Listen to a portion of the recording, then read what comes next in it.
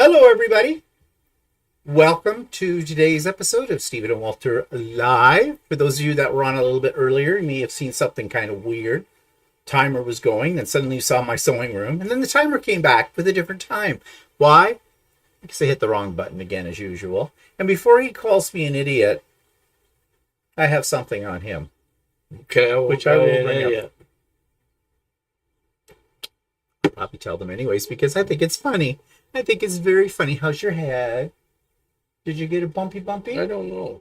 I don't know. It's hard to tell. The light's dazzling off it, though. Whatever.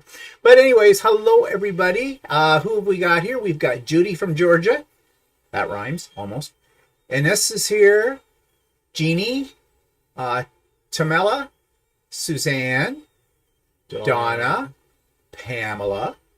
Barb. Sherry Cook is here, enjoying a beautiful day here in Atlanta. Ines says, beautiful day here in Newfoundland. Trees are changing their attire soon, have beautiful fall colors. Yeah, it's been a really nice day here today, too.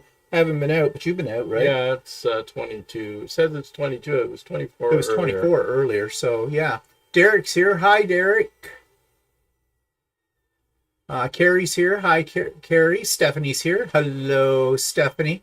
Handsome gentleman, of course. Who are you talking about? Us? Oh, yes, us. Yeah, from the neck up, we're gorgeous. Never mind. So, thank you.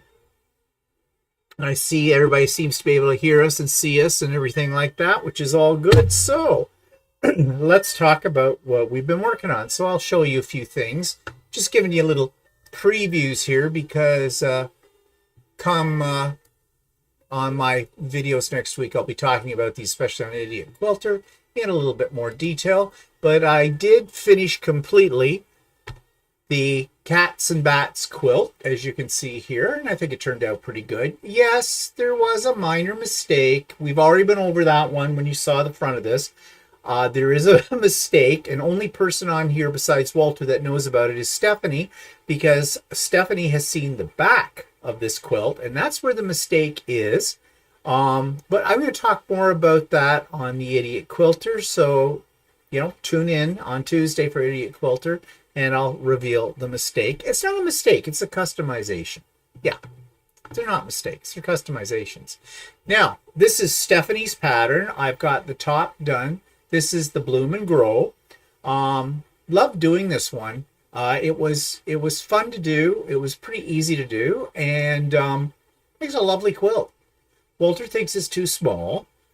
It's a lap, I would say, or whatever. You could make it bigger by putting more boards on it. You could make it bigger if I made more of the flowers and that. It'd be easy to extend it to whatever size you want, but I like this size. This size will do. Of course, I have to get it on Lucy yet to get it quilted. I've got 3 quilts I need to put on Lucy. I've done the bat and cat, but I've got my shirt scrap quilt. I've got my Christmas quilt, the Regal Trees, and I've got this one now. So I got to get the lead out and get these going. They're starting to pile up. And I just finished these this morning. These are going to be gifts, and I'm not going to say to who, but you can probably guess. They're mug rugs with the Idiot Quilter on them. And so those are done. And, oh yeah, actually there's more to show. So that's what I've been up to. Walter's been very busy as well, out in his little he shed, she shed. He said, she shed. Shed, shit, shut, I don't know. What have you been doing out there, Walter? Well, nothing that major. I just put a shelf in, so. Yes, there's a shelf. When he said he was putting in a shelf, my mind went immediately to the kind of shelf that I have built in the past, the only kind I know how to build. Piece of angle iron screwed into the wall and a board put over the top of it. His is a little bit more substantial than that. It's more like a loft. You can put a little bed up there. It's 8 by 24. 8 by 24. Oh, is it 8? Is it 8? 24, you mean 24? 8 feet long, 8 feet wide, and 24 deep. 24 inches deep. Okay, well, you said 8 foot by 24. Sorry, so 24, and I was thinking, sorry. Wait, isn't the whole shed 8 feet wide, 2 feet deep? Duh. Yeah, you have to excuse him. He had a little accident in his shed with his shelf today. He comes into the house and said, guess what I did? What did you do, Walter?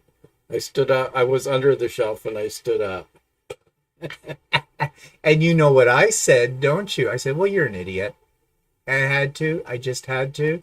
Because that's exactly what I he would bumped have. my head really hard. Exactly what he would have said to me. So, anyways. So, yeah, Walter's been industrial, but. I've been just reorganizing stuff there, and Well, he doesn't know. He keeps going on. Well, should I build another shelf? Shouldn't I build another shelf? Should I do this? Should I do that? I don't know. yeah. Well, Whatever. it's sort of like I don't want to put too much into restrict movement in there, and Well, I know the mice are lining up outside waiting to claim their corners. So the mice are going, oh, this will be nice for the winter. Turkeys have looked at it too. I don't think they can get over the fence though. Might get a coyote or two as well. We could start a zoo.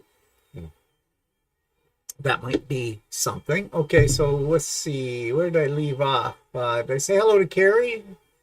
I think I did. Yes, I did. Oh, Shirley's here. Hi, Shirley. Sue's here. Popping in for a few minutes before we leave for a family thing. Well, how dare you, Sue? It's all or nothing around here. You know that.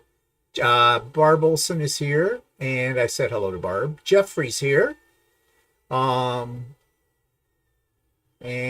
Colleen's here. Hi, Colleen. What she say? Stephanie's pattern is lively, especially in those fabrics. Yeah, those fabrics I really think do the pattern justice. Sweet Granny is here. Patsy's here. Jeannie says the quilts are lovely, especially Bloom and Grow. And Kim is here from Illinois. so obviously she doesn't like the other one. I guess not. Fine, we can always kick her out. It's not a problem. Oh, did we say that out loud? Maybe we did. Derek says, lovely quilt. I bought Stephanie's pattern because of your recommendations. Hoping to get to it soon. Yep, I love Stephanie's patterns. So Terry's here. A good zits on the head. Okay. New word. When I see zits, I think of zits. That's whatever. I I think have a good bump on my head. Yeah, I have that's it. Yeah. I don't know. I don't really have a sore spot. It hurt pretty bad. You got a soft spot. I'll mark it with a magic marker for you. Jeannie says, poor Walter. Yeah, poor Walter. Kathy's here. Hi, Kathy. A coyote and a mouse suit? Start a new thing. Yep, of course. So Terry's here. I don't know if I said hello. Oh, Philippa's here all the way from the land down and under. Hello, Philippa. Hit on the head. Oh, okay. Good hit. Oh, I get it. Okay. Did I miss your quilt? Yeah, you did, Philippa, but that's okay because you'll see it next week on the on my vlogs and stuff. I'll put it up then. Yeah, Right. yeah. You're not gonna let me live that down, will you, Jeannie? I mistook Jeannie accidentally several years ago on a Zoom when we were first getting into Zooms as a crazy Russian. It was actually the one above her. My cursor went down and That seems to blocked happen her. a lot. Oh, go away! You're an idiot. When he's tuning in to TV stations, he goes, yeah, it's that one there. He highlights it and then pushes the cursor down to the bottom. Well, it's not my fault that the user interfaces are not user friendly. Well, I don't know. I think they are user friendly. Melinda's here. Idiot friendly. Yeah, right. Yeah, like, well, if you're so good at it, why don't you do it? No. Yeah, you well, don't. that's because Oh. I take control away from you. Well, we can talk about your peach pie, can't we? And we are going to. You don't think I'm going to let that go? Anyways, yep. So those are some things we've been up That's to. good. I won't ever make a pie again then. Oh, that's what you say. Fine. I'll go out and buy a raisin pie. Yum. Go ahead. You don't like raisin pie. No, I do. You can eat the whole thing. Yeah, thank you. I will. Okay, some coming up events as usual. So with Stephanie and Steven on Wednesday, okay, starting at 9 a.m. Most of you know that come. We have our regular crew, but all are welcome. It is not closed out or anything like that. Anybody can come, anybody can join in. You don't have to stay for the whole day. So link for that's in the show notes below. You can catch that. Because of Sewing with Stephanie and Steven, there's a few enablers on there. Beware. They will show you things that you must have. Okay? So, somebody mentioned that Missouri Star Quilt was having a big sale on 3 yards of backing fabric for $39 American dollars. Well, I did the math on the exchange rate and on the shipping and the whole bit. Still a damn good price. I bought 4 bundles. So I bought 12 yards of backing fabric in 3-yard increments, all different. I've had the Missouri Star quilt backing fabric before, and I've got to buy more from them because they've got it down pat how they get it to Canada. I ordered that on Wednesday. It's coming tomorrow. I mean, that's incredibly fast. Not only that, it's coming by FedEx. It gets right across the border because what they do is they have us as Canadians, we pay the HST, the taxes on it, right up front to Missouri Star Quilt. They have it all calculated for you right there. And so nothing holds it up across the border. There's a little while ago I was reading, I can't remember what it's called. There's different ways that companies can ship to Canada. And there's a new way where I guess basically the company collects the GS or the HST and is able to streamline the process of getting through customs. Yeah. So it really is fast. Yeah, and like I'm not sure about Jordan Fabrics. I don't think they've got something like that. And the Fat Quarter Shop definitely does not. If you want something to come from Fat Quarter Shop to Canada, okay, plan a year in advance. And you may think I'm exaggerating, and I am slightly, but it takes a long, long time. And it goes through customs and the whole bit. So I never ordered from Fat Quarter Shop. Walter ordered me somewhat 2 Christmases ago. Yeah. And you didn't think it was going to arrive. Oh yeah, I ordered from Fat Quarter Shop. Now, unless they've changed things, but I doubt it. But I ordered it on a Black Friday, and I wasn't sure if we were going to get it for Christmas. Mm-hmm. I got it a couple of days before Christmas. Yeah. Hi, Janet. Hi, Mary. Hi, Judy. Hi, Penny. Just looking here what people are saying. I see Penny says 3-yard cut from Soya on Saturday is $18. That's not wide back.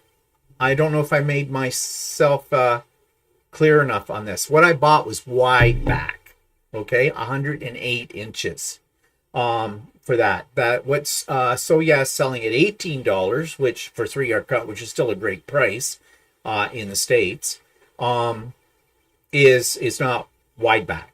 So I did the calculations on it all with the exchange rate. It came to $260 approximately for 12 yards of wide back fabric, including the shipping, including the duties, custom, everything like that. That is half of what I would pay here for it, even at our local quilt store, which has really good prices. They sell it at $30 a meter. Plus, we still have to pay tax on top of that. Now, mind you, I don't have to pay shipping because I just pick it up at the store. But that's about, $30. That's $120 for 3 meters.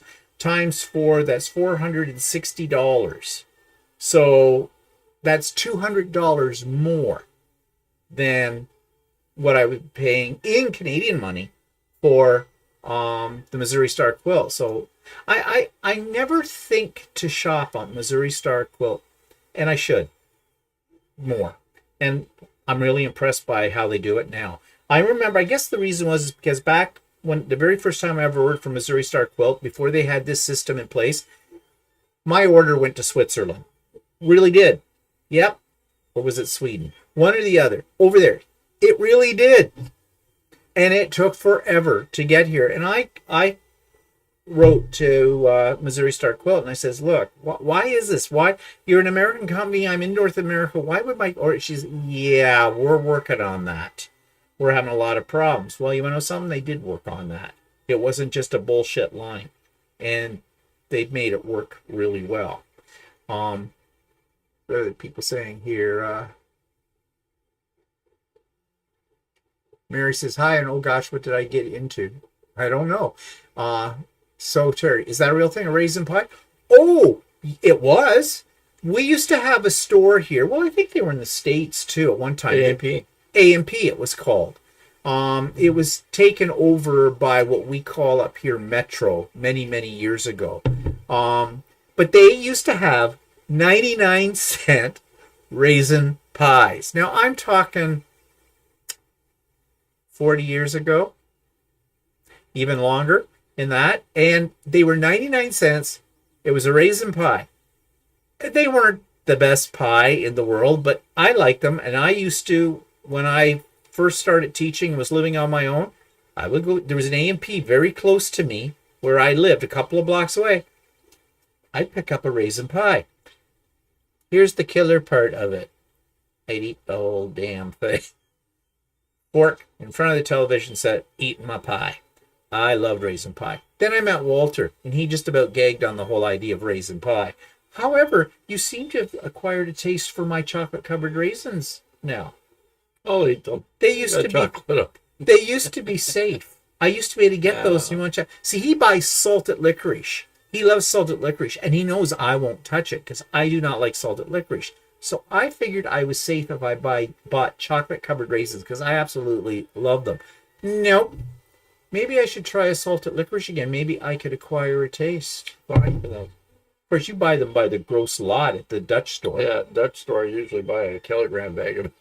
It's huge bag of salted licorice. A little bag costs $6. So here's the logic. At $13, you get a kilogram bag that is equivalent to about 10 of those small bags. Oh wow, geez, what a bargain! You should be buying like 10 or 12 of those bags at one sitting. So he's always got a licorice he's popping in his mouth. Well, I don't have any right now. Oh my God! I'm out. We could have gone to we could. We talked about the Dutch store yesterday, but it was too close to 3:00, and they close at 3:00 on Saturdays. So there's always next week. So what are people saying here? Judy says, "Look out, Stephen. Walter may fix you a chocolate pie." I love chocolate pie. I would love a chocolate pie. I never get a chocolate pie. So I'm not that crazy about them. That's why I never... He is so much like my bloody mother. Well, you know what they say about men? They marry somebody much like their mother. My mother would not make anything or buy anything that she did not like. I think I told you this. I buy you stuff that I don't like. Like what? Yeah, think about that. I'm waiting. I got time. Yeah, whatever. In a moment, he's going to say, well... I get you, what do you call it, that chili sauce. I don't like that stuff. Well, and that's steak sauce and stuff like that. Well, I don't care if you don't like those. I do. I can go get my own, too. Let's see. Penny says, didn't hear wide back. Because I didn't say it, Penny, before then, I don't think. In my own mind, I did. So you didn't really miss anything. My last order, Barb says, from Fat Quarter Shop came quickly about 1 week. Yeah, well, I know in the States it goes really fast. Yeah, but Barb lives in Canada. Oh, Barb, do you live in Canada? Yeah, she lives in Calgary, that other state. Oh, there. Well, that was pretty good. Oh. So, did you end up paying duty on it or anything like that, Barb? Inquiring minds want to know. Diana says, hi, Diana, joining from Bermuda. Do you have to rub that in, Diana? Oh, I live in Bermuda. It's always nice. Except when the hurricanes come through, and then we all giggle. No, we don't. I'm just kidding, Diana. Sue says, the 2 wide backs I ordered Wednesday arrived yesterday. Yeah. I mean, they're fast. You know. And that says I bought wide back yesterday for $10.95 a meter. A meter, I guess. Where? Tell us. Inquiring minds want to know. Inez, tell us. But that's $10.95. Are you talking American? Even at American money, that's well. Wait, that would work. No, that's still pretty good. Val says, hi, Val. So I get my orders here in California from Fat Quarter Shop in 4 days. A Missouri Star takes 12. Huh? Weird. I guess maybe it depends. But anyways, I'm impressed. Colleen says, I agree about dealing with shipping from FQS to Canada. I will have to check out MS. And this is, I know that MS changed the way they did their shipping to Canada. And I was kind of surprised when I did order stuff from them. and then all of a sudden it came really fast. And then I looked into their method of shipping, and there's a new way of well, it's not that new anymore. It's a couple of years old now. Way of companies can set up their shipping. I forget. There's something a way it's called something. I have to look it up. But they basically have an agreement with the company, like FedEx or UPS or something like that, where they pay the duty up front. And they have an agreement with Canadian government that they can ship it straight through customs. Well, it makes life so much easier. But as I said, I'm going to start looking. Because Missouri Star Quilt has good prices on a lot of things, and they have daily deals and stuff too. Well, actually, sometimes you can get some stuff that you can't get. Yeah, I know. So. That's the thing, and I just never really think about it. I may be going down a rabbit hole. That's a possibility. Colleen says, all right, read that. Oh, Melissa says, my order went to North Dakota. Okay. Philippa says, Fat Quarter Shop really slow to Australia also. Cost is cheaper, but they use a cheaper company. Ascendia. You get what you pay for. Yeah, I know that in Australia, you guys have a hard time getting stuff. If it's not the cost, it's the length of time it takes to Australia. Barb says, does Walter like butter tarts? Raisin pie is somewhat the same. I absolutely love butter tarts. Walter, I could take early. Yeah, of course. He's I'm not a real butter tart fanatic. You have to remember he's Dutch background. If it isn't on, I didn't grow up with butter tarts. So the Dutch don't eat anything exciting. Everything is bland in Holland. And licorice. That's why they put salt on it. That's the only thing that spices up their life is salt. Jeez. And smoked eel.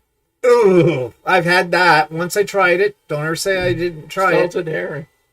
What I don't like about smoked eel is it sticks to your face. And you apply that off, and it sticks to a lip, and you got to apply that off, but it slithers right down your throat really nicely. Comes out about the same way too. Anyways, butter tarts. Let's talk about butter tarts. I absolutely love butter tarts. One of my favorite foods. I think next to pie of any kind, except the peach pie lately. I absolutely love. But butter tarts, yes. Now, I'm very picky about my butter tart. There are butter tarts and then there are butter tarts. First of all, crust. Pastry on a butter tart. You get these ones that look really nice. The pastry is all, like there's a lot of it. I really should make some again. Yes, you really should. You should do a lot of things, but you don't. The crust, they look really nice in the store. And then you try to bite into it, it's cardboard. I hate those. I like a flaky crust. And I don't like the ones that have boiled over the top. And you can tell those ones when they cook them. Because you may think that it's very decorative and that's what they're doing that on purpose. But, it's the sugar has gone over along the rim of the top of the tart shell. And when you bite into that, it's like sticky, gooey, sticks to your teeth all over the place. Filling. First of all, a butter tart has to have raisins. Do not give me pecans. I don't want anybody on here saying pecans in a butter tart. No. Maybe you do that down in the United States. Maybe down there, southern United States, you put pecans in everything. I know. Pecan pie, pecan this, pecan that. No. Canadian butter tart, we do not put pecans in it. It either has raisins or it doesn't. Nothing in between. But I really feel it's lacking if it doesn't have raisins. 2, runny tart or not a runny tart. That's a lot of debate on this. When I was teaching at one of the high schools I was in, we had a culinary arts section. And one of the cooks in there, actually, she became a really good friend of ours and made our wedding cake for our wedding. But she was a master of butter tarts, making them. She made the best butter tarts. And we'd come in and go, Corinne's making butter tarts. Ooh, and we'd all make these jokes about, there's nothing like a runny tart or whatever. I like a slightly runny tart. Okay, that sounds disgusting. I like a slightly runny tart. I don't want one that you bite into and the pastry's so thin it crumples in your hand and you're wearing it up your arm. Okay, don't like that. But at the same time, I don't like to bite into it and it's solid in the center. You want one that you bite into and has just a slight run to it. It's just slow enough that you can get it in your mouth let out, run down your arm. Yes, I am picky about my butter tarts, and any type place I see where there's butter tarts that I've never tried before, I'll look at them, I'll assess them, and I may buy them. But I have to say, I don't know of any place right now that I can say I absolutely love their butter tarts. Well, I guess I'll have to make. I guess you'll have to. Are you going to make your own pastry, or are you going to cheat and use pre-made? Oh, well, good. Get on with that right now. So put a bug in my ear. I'll help you. I know we don't have the ingredients for it. So. Philippa says dried fruit pies really popular here at Christmas. Yuck. Dried minced fruit, minced tarts. She said pie, not tart. But I wonder, is that the kind of fruit that you'll find in fruit cake, Christmas cake, as we call it? I know a lot of people hate fruit cake. I love fruit cake. My mother used to make it. That's obvious. Oh, shut up. Sweet Granny's here. Hi, Sweet Granny. I don't have to play nice, Sweet Granny. Don't you be telling me what to do. Barb lives in Calgary. Okay. No duty. Okay, well, that's a good deal. The purple wall. Those daily deals are the reason I have 33 layer cake. So, okay. Yeah, see, I'd be afraid of that, too. The way I would go as well. Diana loves butter tarts. Do you get good butter tarts in Bermuda, Diana, or do you make your own? Melissa says, a Canadian friend of mine taught me how to make butter tarts. Yeah, I've made them before. I haven't made them in a long time because, well, that's when I used to make pastry before I met Walter. Then I met Walter, and I got told my pastry is poo-poo. So we don't make pastry. Yeah, I don't want it. I've got you for that. You're my pastry chef. Derek says, I had to look up what a butter tart was. The picture alone has convinced me that I would like them. Yes, but beware, Derek. As I said, there are good ones and there are bad ones. You have to sample a lot. Yeah, Melissa says, no, raisins all the way. I'm glad you feel that way too, Melissa. Mona's here. Hi, Mona. Late because. Okay, well, whatever. Oh, yeah. Yes, they're called mince pies. Oh, yeah, okay. Yeah, we have those here too, but we at Christmas time usually is when they're popular, but they come in tart form, and they're called mince tarts. Mincemeat. I love mincemeat. Oh, I love mincemeat tarts. Yum, yum, yum. Barb says, I love fruitcake too. My grandmother made the absolutely best butter tarts. I remember as a kid having mincemeat tarts. Yeah. Jenny says, never had them. Oh, you don't know what you're missing, Jenny. They're Canadian thing. They're a Canadian thing, yeah. You know, they're probably one of our national foods. Poutine, butter tart. I think butter tart is tortilla. Beats poutine as far as yes, I think so. Canadian foods are and beaver tails. Yeah. Stephanie says, hate dried fruit and baked things. Oh, how could you? Laurel's here. Hello, Laurel. Diane says, I have my own. I make my own, but don't forget I visit Canada every year. Yes, true. So next time you're up, mail me some butter tarts. Anyways, now you guys got me really hungry for all this kind of stuff. But let's talk about Walter's peach pie. Earlier in the week, he made a peach pie. Okay, I love Walter's pies. Everybody does. Not this one. But there were some factors in this why. First of all, his pastry's always good, so that wasn't a problem. Yeah, well, I bought some peaches sit and let it sit for a while. They weren't completely ripe, and so they were a bit crunchy. They were crunchy, yeah. And then I threw, because I didn't have enough peaches, I sometimes will throw some frozen fruit in with the pie so that we have more fruit in it, right? Well, we had a bag of this fruit, and it had this stuff in it, these small... Yeah, we still don't know what they were. I don't know what they were. They're like little kernels, orange kernels of fruit, and I didn't know what they were. And somehow they ended up because I dumped the bag of fruit in. And they were hard and crunchy and... Ooh. Yeah, they weren't very good. It gave the whole pie a texture that was not nice. I'm not usually too much on... Like, texture doesn't bother me. Well, but the peaches weren't that flavorful. They were a bit crunchy, too. And... It wasn't really a very good pie. So, yeah. So we did eat 3/4 of it. We did eat 3/4 of it, but then I was forcing it. And usually that's not something you'll hear out of my mouth saying, oh, I have to force down pie. No. Well, I have to admit, that was one that did not turn out well. But when I was making it, I was thinking to myself, well, I don't know if this pie oil is going to come out very good. So, Yeah, it didn't. So, anyways, yeah, live and learn. But you made extra pastry, didn't you? yeah, I've got extra rolls of pastry. yeah. I saw it in So the I freezer. can make butter tarts. So you I could just have to get get the ingredients. go on the internet, you'll find them. I've got. I think I have Corinne's recipe somewhere. Oh, it might be in the little box up in the Yeah, kitchen. and I also have my own recipe that I got a long time ago from something. It was one of the companies, and actually, I've made them a few times under that recipe, and they turned out good. You like that? Yeah, they were good. Yeah. Well, it's been so long. I mean, geez, I can hardly remember. I mean, I'm sure I was under 50. I keep thinking, at the time. I know, probably. Yeah, probably. Mary says my mom used to can mincemeat. Yeah, I don't know what's really involved in making mincemeat, but yeah, I know that people can make it from scratch. Keith has to go to Markham for work. He can't wait to get poutine fries. Oh, you mean Markham as in Markham here in Ontario? Not far from us, actually. I'm not a big fan of poutine. I'm not either. I find it too rich and too like. What I don't like is that the fries go all mushy.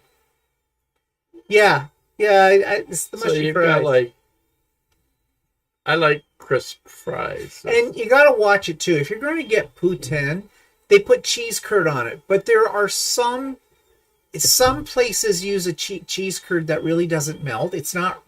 I don't know. It's not real cheese curd. It's been treated. It's got something in it. It's a cheap. They have like a fake cheese curd that they use. Yeah, and it doesn't melt. It doesn't melt the right way, and so it's kind of not quite good. Yeah, so you got to be picky where you get your poutine. Sue says, hi Sue, good afternoon gentlemen, just picked up a 1924 Singer 66 Red Eye, extremely filthy but the decals are intact. She will be cleaned, old dangerous motor taken off and put in a treadle cabinet. Oh, that's nice. I know you probably collect them, don't you, Sue? So that's probably be a nice one for your collection. Kathy says, I've never heard of butter tarts until you guys. Yeah, it's a Canadian thing. Okay? Yeah. Butter tarts, poutine, tourtière, and beaver tails, and I can't ketchup potato chips. Oh, ketchup potato chips or all dressed potato chips. Can't think of what else. I don't know what else that we have that's really kind of Canadian. I don't know, but we don't have spray cheese. I have to have spray cheese. Anyways. So, another thing that I bought when I was on that is I bought some in a package from Amazon of various colors of Invisifil, which is by Wonderfil thread. I used the lightest color in Invisifil now to bind my quilts. And we talked about that on So Chatty, so I'm not going to go over it again, but you can check that out. Beaver tails. Nanaimo bars. Yeah, right, Barb. I didn't think of that. Beaver tails are basically like a donut that's been hit by a truck. I think they call them elephant ears in the States. Yeah, you have something equivalent in the States called elephant ears. They're just basically fried dough, and traditionally fried dough that they sprinkle icing sugar on. But now they make them in all kinds of different combinations. Do things like Nutella and bananas and all kinds of other things. Smarties and bacon and something on them and everything like that.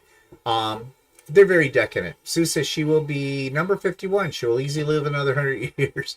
You must have a separate house to put them all in soon, Sue. I don't know how you manage. Okay, so update, changing topic here from things that we've purchased. Update on the retreat. Well, I did open up the retreat to the general public. If you saw the video that I put out earlier this week, put it out on Thursday actually, because my first plan was that I was going to give people who were what I call alumni, people who had been at the spring retreat before, first dibs to reserve a spot. Well, I was up to 53 people at that point, and I was afraid that if I waited until October 1st to open it up to the public, like I originally said, that, new people to my channel who might want to come might not get an opportunity to register for it. And it would seem it was like it's sort of elitist, that if you hadn't met him before, you couldn't come. So I opened it up. I have 3 spots left. I'm at 90 spots taken, I think, or was it 89? 89 or 90. So I've got 3 or 4 spots left.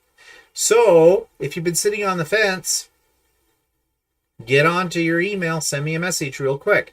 Now, what will happen though, do not despair. I always have people cancel out, okay? So I will start a waiting list. And as soon as somebody cancels out, I will put somebody from the waiting list. Well, I'm going to keep the waiting list in the order that the registration requests come in. And I'll put that person in, and then I will send them an email saying, okay, I had a spot. You're on. Do you want it?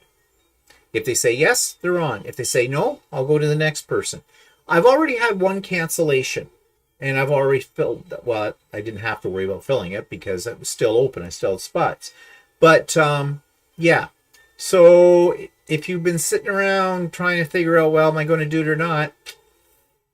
Yeah.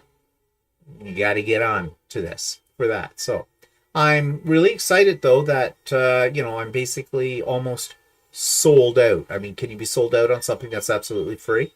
But all places filled. But as I said, go ahead and register if you want to anyways. You might get one of the spots that's now available, but you may get on anyways because things happen in people's lives. And as long as they send me an email, and everybody knows how I feel about that you've got to send me an email as soon as you know you can't be there so I can open it up to somebody who wants to be there, then, yeah, I'll put you in. I'll fill in the spot.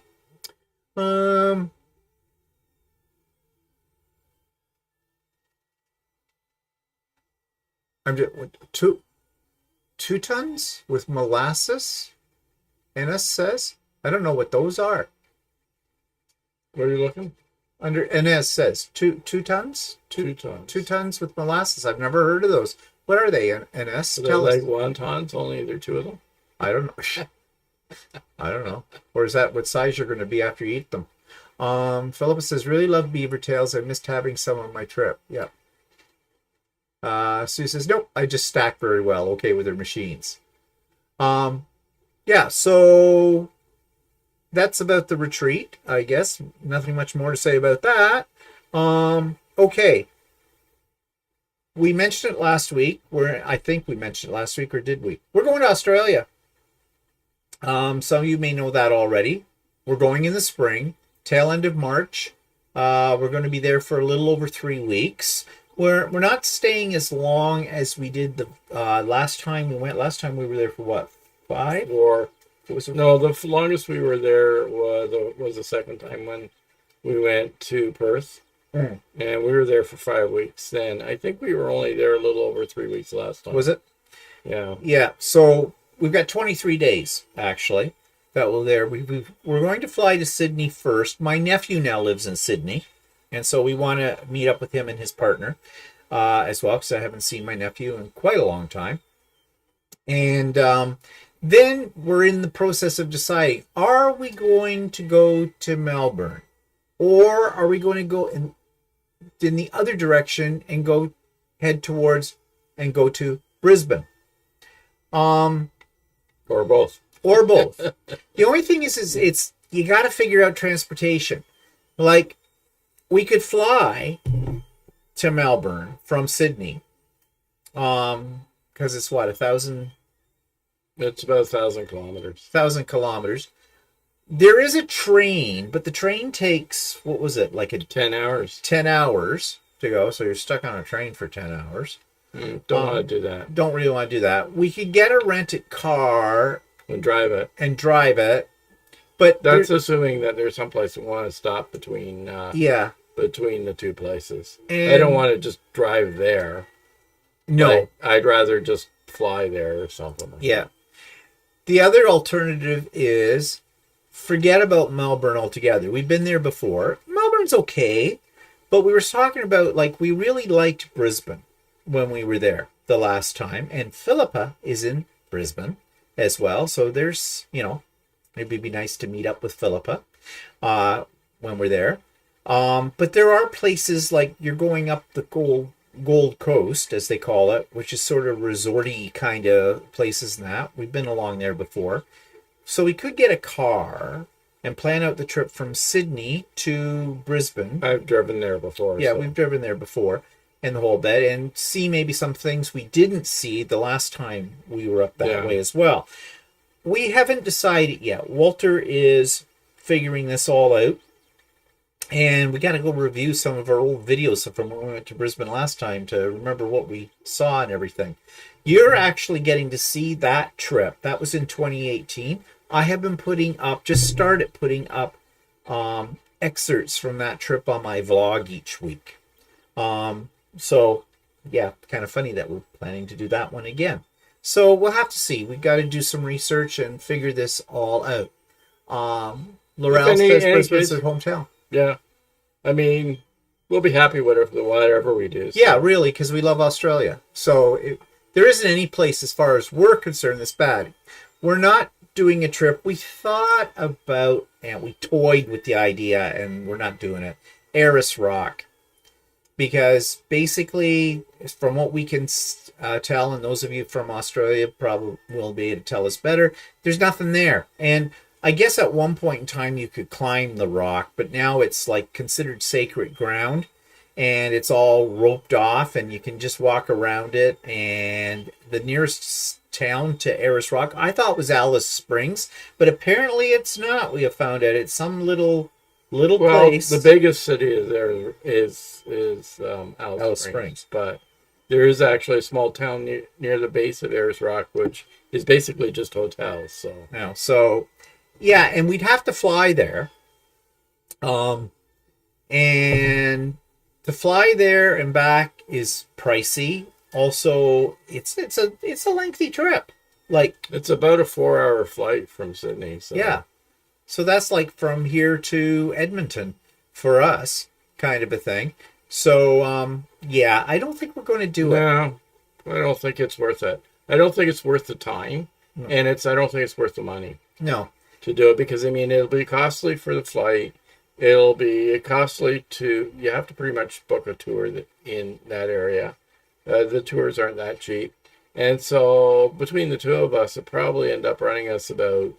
Can you say $4,000? About $7,000. Hey. It would take a week out of our trip. So yeah, I don't think it's worth it. No, I don't think so. Let's just see what people say if I do. Well, Stephen, that's awesome. Hot commodity. Congratulations on your trip to Australia. Well, we didn't win it. Yeah, no, definitely didn't win it. We have to see Australia at least one more time before we can't. Again, that'll be our 4th trip to Australia. So, yeah.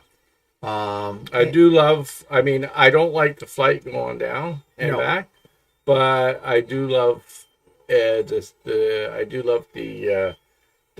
country. Yeah, we love the country. We love the people.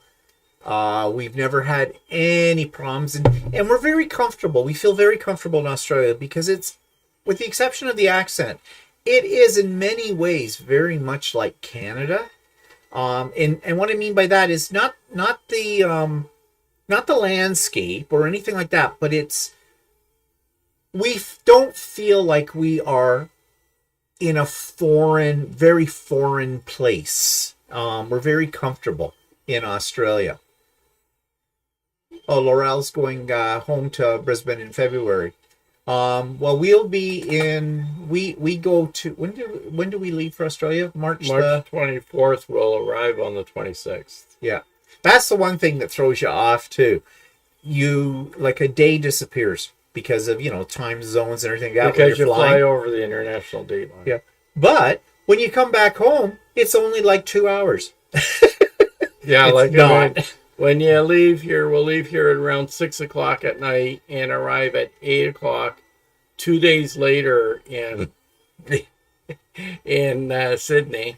But on the way back, we leave at 9 o'clock in the morning on Sydney and arrive at 8 o'clock at night the same day in Toronto. So yeah, which not really. Well, yeah, it's what it is. Even though considering it's over It's over a 20-hour flight, so Yeah. And we've got our plane tickets already. Air Canada was having a seat sale, so we latched straight onto it. And Walter got us premium economy. So we have only two we've seats side the by last side. 3 trips we flew economy, Yes. and that's pretty grueling. Oh, yeah. Especially the 14-hour flight straight to Sydney. So Yeah, you just can't get comfortable. You have to drink a lot. Then you have to pee. And I do not like. you'll sit for 14 hours and not go to the bathroom. So Of course, when I get off the plane and I start to move, it kind of goes slosh, slosh, slosh, slosh. And I'm going to a washroom then, and it's sort of like if someone was to touch me, it'd be like hitting a balloon with a pin.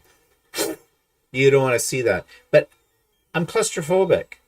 And those little bathrooms, I don't like them. So, yeah. So anyways, I try not to drink very much while I'm on the flight. I try to well, now we also booked dehydrate. insurance with this flight so that if for some reason something happens that we can't go, we can cancel within 24 hours of the flight and get a full refund for the flight. So. So now we have to figure out where we're going, accommodations, our itinerary. And when I say we, I mean Walter. He's the master travel agent. I just go along for the ride. Sweet Granny says, ever thinking on moving down there? If I was 30 years younger or whatever, I would seriously consider it. And I did consider it once when I first started teaching. There was an opportunity that I could have done an exchange with an Australian teacher, and they come to Canada. I go to Australia and work there for a year or 2 years, kind of a thing. But I was chicken shit. I had that point in my life, I was like 24 years old. I had not really traveled any extensively, like, a couple of provinces in Canada and maybe a little bit through the States, but nothing major. So the whole travel thing was a bit of a scary proposition. On top of that, my family was here. I didn't want to, be away from my family or anything like that. Then as I got older, and that before we went on the first trip to Australia, there were thoughts. But then at that point, my parents were aging. My brother had moved to BC. Basically, I was the chief caregiver. I had to look after them and the whole bit. And then we had a cat. Yes, we had a cat. And we always said when the cat finally passed away, we'd be able to go to Australia. So the cat passed away in 2015. Guess where we went in 2016? Australia. And been there 3 times now. This will be number 4. Absolutely love it to death. What was that? Sydney Mardi Gras. We have been to it. Was it the last trip? Yeah. I think No. Was it the third? It was the second trip. Second trip we were there for it. Oh my God. Okay, Toronto has, if nobody knows what Mardi Gras is basically what we call in Canada Gay Pride, okay? Which happens in June in Canada. It happens in March in that time period in Sydney. Well, basically it happens, before Easter kind of a thing. So I think that's probably why it's called Mardi Gras. But it's a gay event. And Toronto's is huge, absolutely huge.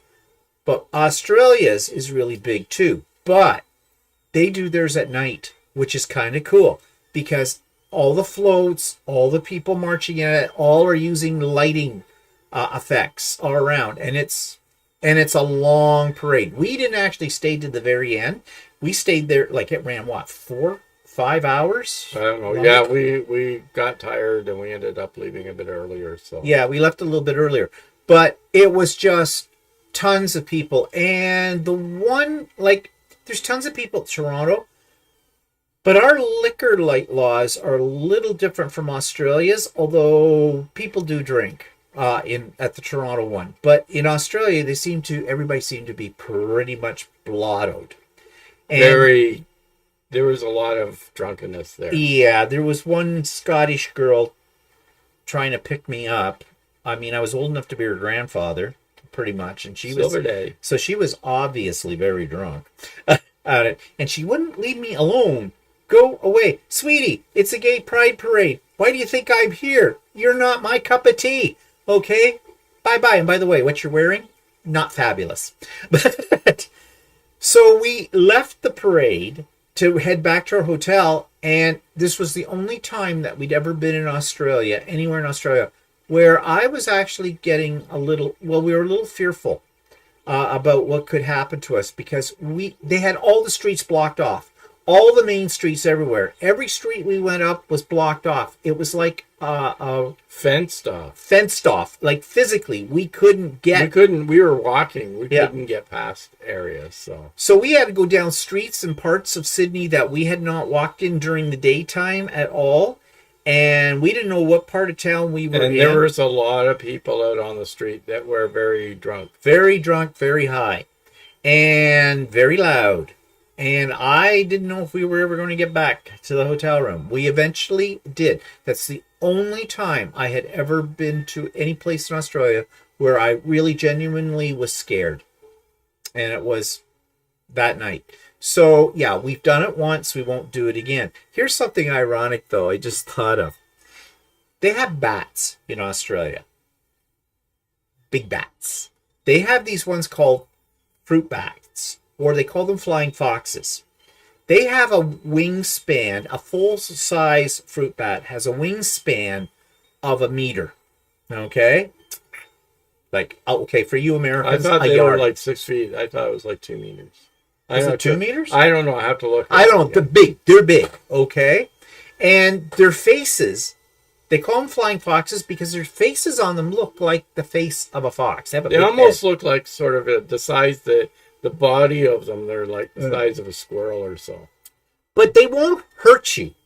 They are fruit bats. They eat fruit. In fact, the fruit farmers hate them because I guess they lay waste to the orchards and things. They're very wasteful. They go in. They're kind of like our squirrels and tomatoes. You know, one bite, throw it away, kind of a deal. But these things were flying over top of the parade route, up in the sky. You could see them circling around at dusk and that kind of thing, because they come out at dusk. And I thought, fruit bats, how appropriate for this. So, yeah. But, I actually looked it up to see when the 2024's Mardi Gras is, and it falls in about the tail end of February, I think, for the parade or whatever this year. So we won't be there. Yeah, the last time we were there was on the 13th of March. Yeah. And we happened to be there. But no, our flight doesn't get in until the 26th of March. So it's well beyond that. And actually, I kind of was booking the flight to sort of avoid it. Yeah, because we did it once. It was an experience. Not interested in doing it again. Maybe if I was... Maybe if we were a lot younger, we'd more get into it. But we're at that age where... Yeah, we go to bed at 7. Well, I do. He doesn't. But whatever. Just looking here. Derek says, those drunk Scottish people. Yeah, Derek, well, you know. Since you're there. Purple Wall says, I love them when we go to the zoo. They're just minding their own business eating some fruit. They're just minding their own business, yeah. Yeah, eating some fruit, yeah. Yes, they're huge, Pamela. They are. Yeah, actually, we noticed them the most when we were in Cairns. They hang from the trees during the day. And so you look up, and there's like 10, 20 of these big things hanging upside down, all wrapped up in their wings because they're sleeping. Don't wake me. There's light. I don't come out only at night, kind of a deal. And you could set your watch by them in Cairns when we were there. At around 6 o'clock every night, it was just about dusk time at the time of the year we were there, and you'd see them all coming out of the trees and flying off to go and test the maiden orchard. And the sky would be black with them. It was just amazing. Uh-huh. Oh, there you go. According to Google, Barb says their wingspan is 5.6 feet. Yeah. Okay, well that's almost 2 meters.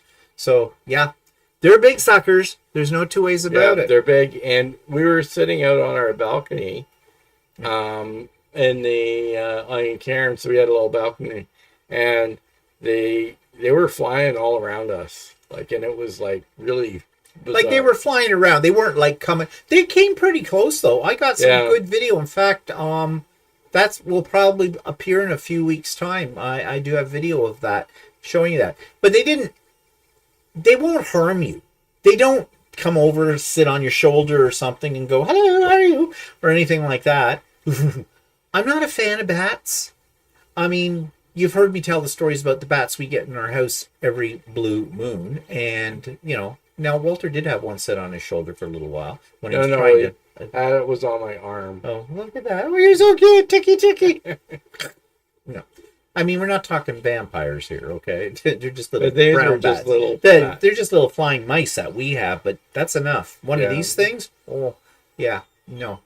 But anyways, yeah, we're looking forward to the trip, and we'll keep you updated on our plans for that. So, something coming up, totally different topic now. I mentioned on So Chatty on Friday that there may not be a So Chatty next week because a friend of mine who also runs the Quilter's Way, you've heard me talk about the Quilter's Way, is coming here to Ontario because her brother is getting married, and she's from Ontario. She lives in Calgary right now and has for many, many, many years. And that's the central base for the Quilter's Way as well, which is a paid site. There's probably a few members of them. I don't know if anybody's on here. Dana, everybody knows Dana, right? Dana's a member of it as well. Anyways, Kim, the runner, the organizer, controller of this group, is having a meet and greet out here in Ontario. Which is kind of ironic because most of the clientele that are members are all Americans. So they won't be coming. So basically, I volunteered our place for this. And that's on Friday afternoon for a couple of hours. It'll be good to see Kim and her husband and everything like that. Like I said, they're kind of friends and everything. There may be one other person who lives in Ontario, but about an hour and a half, 2 hours away from us. So she's planning to come. I don't know if that'll actually happen or not. So we'll have a charcuterie and some wine and talk. And what I'm really hoping for is she would like to increase the membership. She's been running this for about 6 years. And I suggested to her that we could do actually a YouTube live. So Chatty live on for the Friday when she is here. And, you know, other people could join us virtually to the meet and greet. Well, she said she'd bounce that idea off her husband. I don't think they're going to go for it because I haven't heard anything about it. My second suggestion, which I haven't made to her yet, is that I interview her while she's here. Like a casual kind of thing that we could talk about what the Quilter's Way is, why she started it, what it has to offer, and things like that. I kind of want to help her increase membership to it as well. So I don't know. I'm a little apprehensive about doing that if there's one other person here. If it's just the four of us, Kim, her husband, Walter, and I, not a problem. But with a fifth person in there, I'm not sure how that will work out. So, you may get a chance to see this. You may not. You'll just get to hear us talk about it later on. Whatever. But that's what we've got coming up this week. Highlight of the week. Oh, that, and tomorrow I go to the doctor for my second shingle shot. Yay! Got to ask her about the other 3 shots. Flu, which isn't available yet. The next COVID shot. And then this one, the RSV. Whether or not I should be getting it and whether or not I get it for nothing. Is our government going to... I've heard mixed messages about that. That whether our Ontario provincial healthcare system is paying for that shot or not. If they're not, I'm not paying for it. I'm not getting it. So, simple as that. Because suddenly, why has RSV become a thing? I mean, I know kids. They talk about kids. But now they talk about people in our age group about the whole thing. Yeah, we never really heard about RSV before. We've only heard about it about 6 months ago, 8 months ago. They started to talk about this thing. And now it's become the thing, you know, with this. So I don't know. I did get a pneumonia shot. She gave me that last time I saw her too. She gave me shingles in one arm, pneumonia in the other. So yeah, I'm shot right up, like pumped me full of drugs. So anyways, I'll have to ask her and see what she says about that. What okay with that? Colleen says, I would love to know more of the Quilter's Way. Yeah, well, I'm going to tell Kim that we have people here that, might be interested, and, it would serve her well if we actually did. I think if people got to meet her, like you can go to her YouTube channel. It's called Chatterbox Quilts, which is separate from the Quilter's Way, but they are connected. And she does videos all the time. But to see her, she's a really nice person, lots of fun. And to chat with her on that level might give people a better impression of what the Quilter's Way is all about, because it is very social. We get together twice a month, the group, a bunch of us, on a Zoom live. Usually we show what we're working on. We talk about things. If people are having trouble with something, sometimes there's projects and things we work on. So, it's not terribly expensive. It's about, it's cheaper for Americans because it's in American dollars, but I think it's about $11.99 or something a month, American. So it works out to closer to about $14 a month for Canadians. But she has all kinds of things online on there that once you're a member, you can get access to. She has an entire library of instructional videos on all kinds of different things to do with quilting and that. And especially for people who are just getting into quilting, it's very, very useful too. So I'm hoping that she will agree to let me do this, and then we can put that up. Sweet Granny says, backing up. Kathy says, just got my first shingle shot. And Philip says, what are your dates? Maybe you could come to one of my retreats. We'd have to think about that. Yeah, that we'd have to think about because, one, we won't have equipment with us, of course. Although I think you said your retreat, sometimes they have extra sewing machines and stuff. We can talk about that later on. We get into Sydney on the 26th of March. March, and we are leaving on April 18th. April 18th is when we fly back home. Well, we can talk more, Philippa, about that as time goes by. What's the latest news on the window? Ooh, we do have news. Tell them. I was supposedly getting somebody in on October 3rd to come and put it in. Yeah, supposedly they'll have it then and they're going to put it in. I will believe all of this when I see it. Yeah, so that is positive news. But we thought we were getting it the last time too, and they screwed up. I can tell you this, if this time it screws up, whatever, I'm going for blood.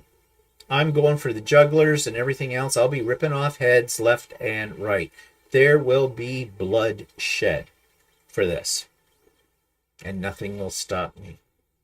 RSV, the new way for pharmaceutical companies to make even more money. Well, yeah, Jenny. I think the same thing.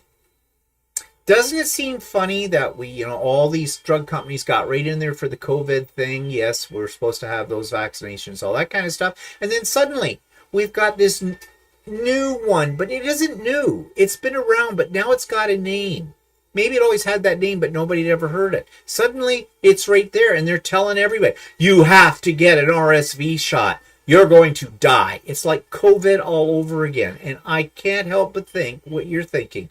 Is this a ploy by the pharmaceutical companies? I know. Even last year when all these kids were supposedly getting sick with this RSV and stuff like that. And I'm going, well, wait. I've never really heard about this before. No. And I mean, kids get colds. Some get them worse than others. But then they're putting this panic into parents that as soon as a kid goes, that RSV, oh my God, they're going to die. Yeah, maybe. I don't know. I just don't know. It's hard to know. Barb says, I was at my doctor's office on Friday and got a prescription for the shingles shot and pneumonia shot. Yeah, Well, you're probably up in our age group, Barb, and that's what they want to give you now, right? I don't have anything against it. Okay, so I get a shingle shot. That's fine. I've had shingles before. I had a very mild case of it once, many, many, many years ago. But yeah, and the pneumonia shot, well, I guess. What the hell? I'm there. Give it to me. Human pincushion. So I suppose better safe than sorry. Derek says, we are all being called for our winter flu and COVID shots here in Scotland. Because of the rising cases, they have brought the vaccination schedule forward a week of class, and I'm already sniffling. Yeah, I get a flu shot every year, but the flu shots are usually not available till November. And I haven't heard anything about them moving it up. Well, they said that they're supposed to be available in October for seniors, and then not till November for general public. Well, my plan is tomorrow when I'm in getting my second shingle shot from the doctors, I'm going to say, okay, I'm going to ask her about these other 3 shots. Like, okay, 1, can I get a flu shot from you? Can I make an appointment? Do you know when you're going to get them in?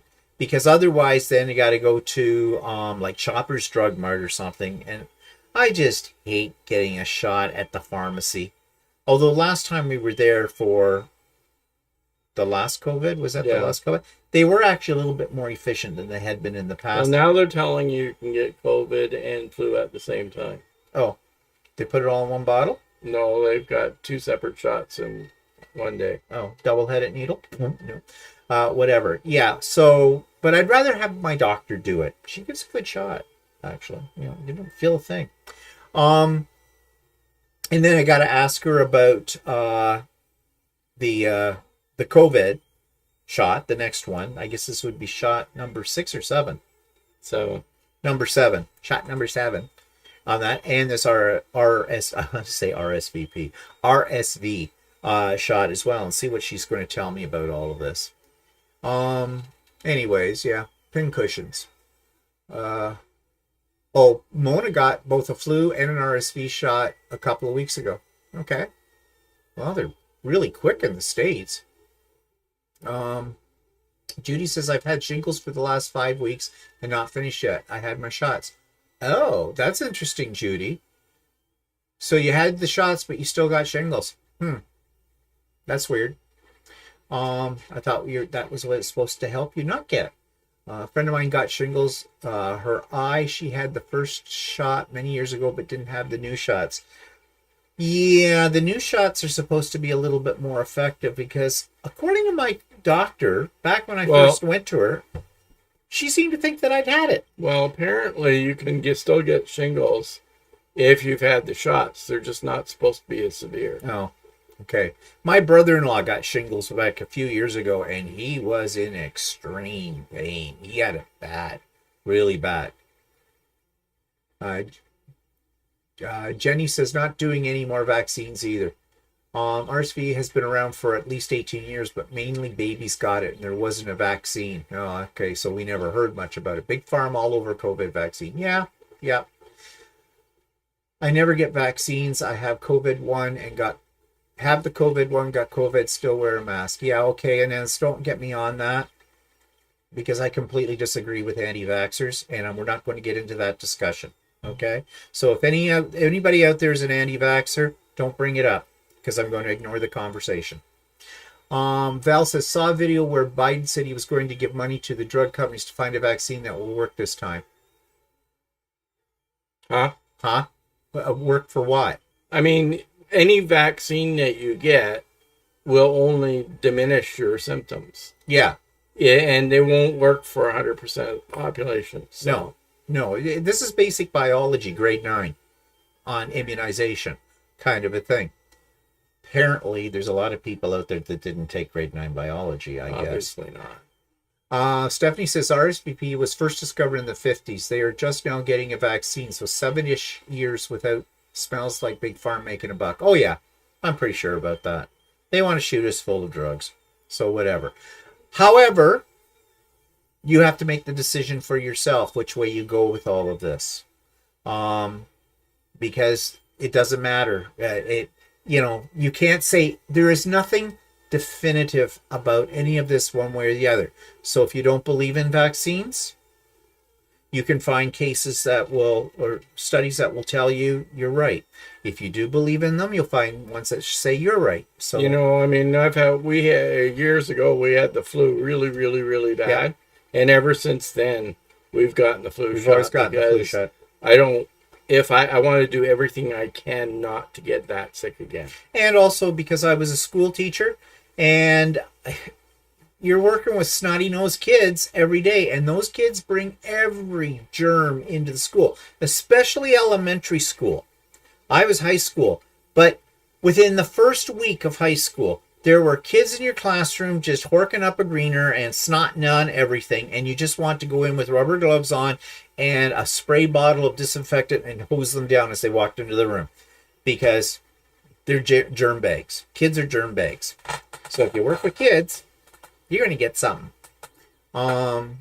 Jenny says, not an anti-vax, or just don't with COVID vaccines. We'll still get flu shot, or just done with it. Yeah, that's okay. We're not going this conversation at all. It's been done to death. So no more. No more. I do not want to see anybody writing anything about anti-vaxxing or vaccinations. I'm sorry I brought it up, because we're not going there. We're moving on. Okay, so we went to a lovely event downtown of our city called Convergence. Still not sure what it was, but they had the streets closed off, and well, the first thing we walked into was a wrestling ring. You know, wrestling as in those ones that do it on TV, and they're picking people up and then throwing them on the thing, and they're all dressed in wild outfits for it and the whole bit. It had a big crowd. Yeah, that was exciting. And then they had little, vendors market. They had a, not punk rock, what was it called? Goth. Oh, no, it wasn't called goth, though. It was called rock. No, it was punk rock or something. Punk rock market. They had all kinds of, well, I guess in time for Halloween, if you wanted to buy things that had skulls on it, or poison bottles, or little caskets. And somebody had gotten, the fine china plates and things like that, and they put some very distinct sayings on them. Yeah, they basically told, like, go F yourself or something, and all this kind of stuff. It was kind of bizarre. And, I had a few community groups that had booths that had very little in them, didn't know what they were supposed to be doing. And then they had a few stages set up, and there was some girl up on a stage just howling. Like, I couldn't tell whether this was singing or someone was actually sticking a knife repeatedly in her back. And there were a lot of people wandering around in, like, the goth style. Yeah, a few steampunkers. Yeah. And stuff like that. But all I can say is that we had the finest of our citizens out for this event. If you think the people of Walmart videos on YouTube are bad, those had nothing on the crowd that was at this one. I was afraid to take a picture because I didn't think people we might happy about that. No, we might have been attacked with it. So, yes. Yeah, so it was an interesting time. Yeah, it was. We had lunch out. Like, we don't go to the downtown, because the downtown of our city here is kind of a depressed area, and there's a lot of homeless people, and this was sad. This was actually disturbing. We're driving home, and we're down in another part of the city, kind of a thing, and on the boulevard, there is a guy laying there with his legs out on the street, kind of, and he's writhing around and all over in the head and the whole bit. I don't know if he had OD'd or what it was. And when we went past him, we thought maybe we should have called somebody, or and said, get an ambulance down here, or what, or was he just drunk, or was he just nuts? You don't know. So we didn't do anything. So I don't know. But this is the kind of clientele that's in the downtown of our city. So we don't go downtown often. Never. And the thing is, we're a university town too, and there's some parts of the campus are downtown as well. So it's a real... I mean, there are some things that are beginning to... they're trying to make the downtown a little bit more attractive, kind of a thing. But boy, this event was not attracting the beautiful people of our city. I can tell you that. So, yeah. So we had lunch down there too at a place we'd never been to before, but it's in a little hotel that's It's actually in the Holiday Inn, and they have a couple of years ago they built a new Holiday Inn in the downtown area of Oshawa, which I'm not sure why they put it there. But other than that, it's fairly close to the hospital. And I think the idea is that they figured that there might be people that have family that are staying overnight in the hospital. Yeah. And Bye, Philippa. might want to stay there or something like that, because downtown Oshawa is not the prettiest of places. Anyway, they do have a decent restaurant in the bottom of this Holiday Inn that's named after a hockey player called Wayne Gretzky. So, and we had actually not a bad lunch there. No, it was fine, except that the poor waitresses, there weren't many of them on at that time of the day, and they had this huge long table of about, it looked like about 15, 16 kids. And, well, you can imagine what was happening. And these poor waitresses, our waitress came around, she was apologizing profusely that she hadn't been attentive to us and everything. We weren't in any rush, so it didn't matter. We said, no, it's okay. I see you've got your hands kind of full over there. It's just, we didn't know they were coming. They just surprised us. And she looked a little shell-shocked with it all. But anyways, that was our excitement yesterday in lovely downtown Oshawa. But talking about homeless people, on my vlog at the beginning of the week, I talked a little bit about the begging and things that's happening these days in any town, anywhere in, Canada, U.S., other parts as well. And a few people responded to that. One wrote, begging, my opinion referenced begging. Most are suffering from mental health problems that have burned their bridges with any family they may have. Some of the mental conditions stem from drug abuse and or alcohol abuse. In the U.S., there are very few resources for anyone with mental health issues. A schizophrenic may be able to straighten up enough to get a job, but can't keep the employment long enough to get a paycheck. How do I know about this? My brother was one of these unfortunate creatures. He did have an apartment and some help with mental health due to being a vet. Thank God. And she doesn't mean, when she says vet, I think of, working with animals. No, she means service person in the military. He did beg for money because he had a gambling problem. He bought lottery tickets whenever he had any money. I bought him food until he was seen taking food off to trade for money to get more lottery tickets. I then took him to fast food places, his fave. There is no easy answer. I carry, when I think about it ahead of time, bags with some small essentials to give away, and I never give money. I volunteer at a place that helps women and their children. I teach sewing to some of the women who are interested, and we give out just donated sewing machines once they show some skill and interest. Each of us can do something, but it often feels overwhelming and not enough. And I thought that was a good explanation here too. It's a problem. I mean, you can't say, well, these people should be working. There's lots of jobs. They can get a job, even if it's at McDonald's or something, and asking if you want to supersize it or whatever. But the problem is it's deeper than that. Like she says, drug addiction, mental problems, gambling problems, all that kind of thing. And our government agencies in that are not doing enough. Well, they don't seem to be able to keep up with this. And, I fall back on the thing. If somebody doesn't want to help themselves, then nothing you can do is going to help them either. Because they've got to, like she said, she gave money, she took food. He was selling the food that she was bringing to her brother to buy lottery tickets. So, yeah. So what do? It's a bad thing. And I'm thinking about that poor guy on the side of the road. He probably was on drugs. He might be dead right now. I don't know. But what could I do?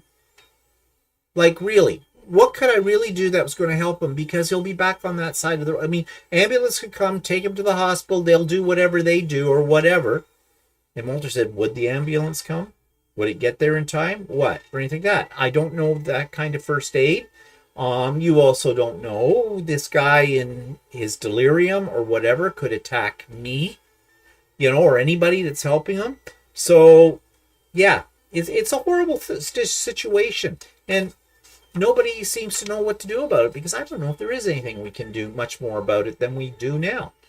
And another one said, there was a guy here in town near me in California years ago that the begging was his job. He drove a nice car, had a houseboat on a lake. He made a lot of money a year, he said, to support his family. He was interviewed by a newspaper. Around here, there are girls with babies and strollers, supposedly at local stores asking for money. They get moved around different parking lots with the stroller by a person in a van. I don't believe there's a child in the stroller, but I think, in my opinion, these girls work for someone. I do not give so to these people either. I worked hard for my money and invested so I can live comfortably in my retirement years. Yeah, and I think this stems from the comment I made about that family outside of the Walmart when we were in the Cambridge area.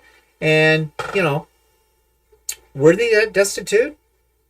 Guy has his family all out there holding up a sign. How'd they get there? This isn't close to residential. Take a bus. How'd they pay for the bus? It makes you start to wonder. And then this woman's talking about, and I've heard stories about this and seen things in the news over the years too, about these, basically they're con artists. And this is what they do for a living. Con you and you give them money and they have a very comfortable living. So, and then another one said, first thing I thought about is child abuse. To bring your little children into begging. Shame. Yeah, that's what I thought too, with that. And then someone else said, I think when you see someone on the street begging and vaping, then it's probably a profession for them. I feel the same as you, and I have no problem giving to the poor and helping. However, I like to go through the right people to do it. Yeah, because you don't know where that money's going to go. So I want to bring that up because I thought those were valid comments. Backing up. Philippa left. Yep. I said goodbye to her already. Derek says, I spent part of last week trying to rein in the excitement of our U.S. and Canadian exchange students who found out that our drinking age is 18 and they can buy liquor and beer in the supermarket. So, yeah. Well, our drinking age is 19. It's 19, and you can buy beer and some wine in some of our grocery stores. And in the States, you've been able to buy alcohol and... But is the drinking age still like 21? Oh, I don't know. Maybe it is. I'm wondering. It probably depends on the state as well. I don't know if it's standard or because it depends on the province here. Because I think out west it's 18, or in Quebec, whereas Ontario it's 19. Yeah, it used to be 18 here when I grew up. Yeah, I know. Yeah, that's right. It was 18 when we were kids. Shannon's here. Hi, Shannon. Sherlock's here too. Hello. Barb says, the problem is that you question if they really need help or just scamming. Makes you want to help none of them. Yeah, I agree totally with that comment, Barb. It's the way I feel too. You don't know. Are you being taken for a sucker? Because there's so much scamming in the world in all different areas now. You just don't know. Mary says where she lives is 21. And Stephanie says it's 21 in Ohio as well. And 21 in all U.S. Oh, Canada says all the states in the U.S. is 21. Barb says it's 18 in Alberta. Yeah, that's what I thought. I thought it was 18 in Alberta. 21. Yeah, it looks like across the states it's 21. Well, no wonder they'd be going nuts. I mean, it's 1 year for most Canadians here, or less. But boy, 21, they gotta wait like 3 whole years when they're in university. And of course, they're going to university at 17, so even longer, I suppose, with that. So we did a few experiments in the kitchen this week. Besides Walter's pie, I did 2 experiments. I made pesto from our fresh basil. That turned out pretty good, didn't you think? Yeah. Yeah, he liked that, so high praise there. And I made tomato sauce too. Now, I have figured out something about making your own tomato sauce from your own tomatoes. I bought a food mill for this. It isn't difficult, but you need a whole lot of tomatoes to get anything worth your while. And you want to know something? Taste-wise, I can use the canned sauce and doctor it. So I think this will be my last foray into making tomato sauce from scratch. But I have a food legal mill. age in Quebec is 18 as well. Yeah, I thought so. Yeah. So anyways, those experiments. And actually, I have video of those 2 experiments that I'm going to show next week on tomorrow on my vlog when it comes out. Speaking of food, we had a recall from Costco on cookies, which was a real shame because we ate half of them. They were good. They were really good. They were oatmeal cranberry and white chocolate. They were really good cookies. So I got this phone call on my cell phone from Costco. It was a recorded message telling us that if you bought these particular cookies that had an expiry date of such and such on it between these dates, please bring them back for a full refund because they're being recalled because someone discovered a piece of wood in one of the cookies, I guess. I just figured that was extra fiber. But I don't think we got any wood in ours. But anyways, we'd eaten half of them. We're still alive. Not plopping out like toothpicks or anything. So we took them back to Costco. And yeah, they give you a full refund. So we probably should have eaten the rest and left only 2 cookies out of it all. But yeah, and then I went to look to see what other cookies they had. Well, they didn't have those ones anymore, and they had their usual ones, which are okay. But last time we got the ones with all the like 3 different kinds in a package. Yeah, they're kind of sweet. They were really sweet, and I don't know, I just didn't find them that thrilling. Well, not only that, yeah, you eat the same ones all the time. Yeah. We'll have to make some of our own. Gotta make some more. Gotta make our own cookies. Gotta make a lot of our own stuff. Really, we should be doing that.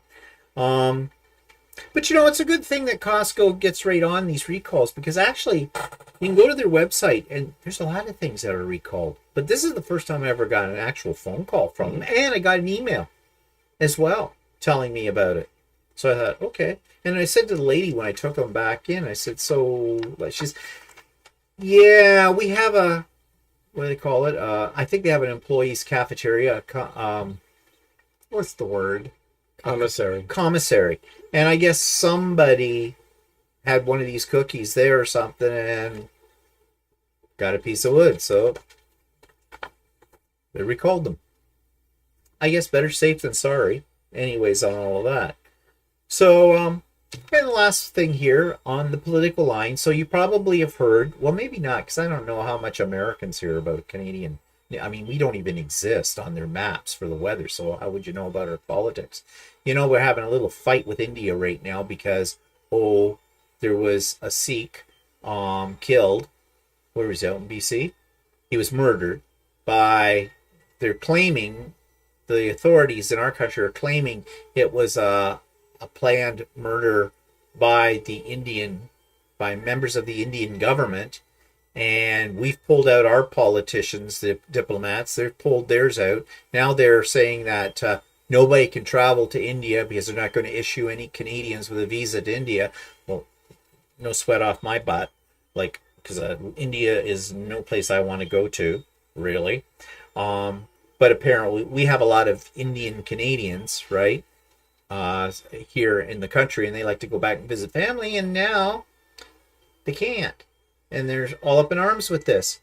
But the reason I'm bringing this up is because, Canada does a lot for other countries in the world. When other countries in the world are in a dilemma, we show our support, we send money, we'll send troops, things like that. And so our closest ally and our best friend, the United States, they make a statement saying, yeah, we're monitoring the situation between India and Canada right now. We don't think it's anything to worry about. Thanks for the words of support, Americans. Thanks a lot. Good buddy there. Yeah. Okay. We've had your back for a long time. At least after 1812, when we beat your ass. Okay. Yes, we did. Look it up. But yeah. Ain't that nice? But it's not just the States. I said the other day, we had, what's his name, from the Ukraine was here, drumming up, and he was in the States too, drumming up, more military support and everything from that. We've already given billions to the Ukraine. We've had them over here. We've sponsored them. We've kept them, on the whole bit. Would the Ukraine do the same for Canada if we were in a situation like that? I can guarantee they wouldn't have anything to do with us. And neither would most of the other countries in the world. Maybe Britain. Maybe. That's only because, we're part of the Commonwealth, so to speak. It's just disappointing that, the rest of the world shits on us. But what do we do? What do we say? When the world shits on us, we go, sorry. We're all about supporting you. But that's just life, eh? Yeah. So, anyways, that's the end of our time here. So, let's see, just before we go. Yes, Stephanie says extra fiber. Yeah, that's what I said. Walter should make cookies that you had at the hotel in Victoria. The recipe was on their website. Did we have a cookies in the can? Yeah, that one, the cookies that was in that, I forget the place. Oh, yeah. That's right. Yeah, maybe. Canada and Trudeau are all over the BBC just now. Oh, are we? That's nice to know. And Steffi says, Keith was telling me that India has banned Canadians from traveling to India. I was like, what? Yeah, they have. Like, we care. Like, due to the fact that, shouldn't say this, but it seems to me that Indians seem to be one of the biggest problems we have in Canada from overseas, because they're the ones calling us about duck cleaning and other scams as well. But there's a lot from Nigeria as well. And apparently all the stolen cars from Canada and the United States, that's where they end up, is in Nigeria, places like that for resale. Yeah. Our government needs to get on that too. Because there are things our government could be doing, and they're not. But we're too busy, shelling out billions of dollars to foreign countries to help them with their wars, when we have people on our streets that are ODing, don't have a place to live, are starving, that kind of thing. Yeah, welcome to Canada. Isn't it rosy, eh? Sorry. Okay, we gotta go. So that's it for now. Mary says, what time Wednesday again? Well, we usually start at 9 a.m. Eastern time, but you can come and go as you please with that. So, okay, everybody, thanks for joining us today. I hope you have a nice what's left of the day and have a great week next week. And we'll talk to everybody later. Say goodbye, Walter.